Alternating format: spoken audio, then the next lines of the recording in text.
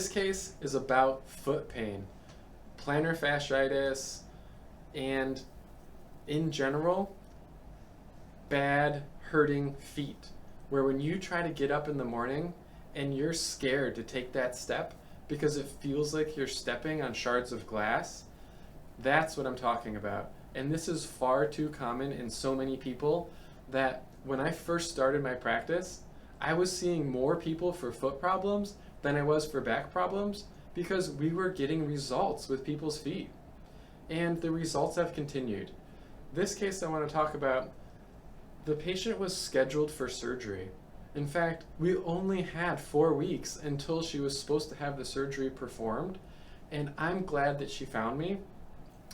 So we were able to make massive progress in her case. She never had the surgery, and she's doing fantastic. In fact, I haven't seen her in years, but her sister-in-law recently called our office with a similar foot problem, and now she's had her problem for over 10 years, and she wants to avoid surgery. She's tried injections and she's tried other forms of therapy, and they're not getting her the relief. Upon meeting, evaluating, and informing her of our findings and what the plan is to get better, she's thrilled, and I can't wait to get her the results that she deserves as well.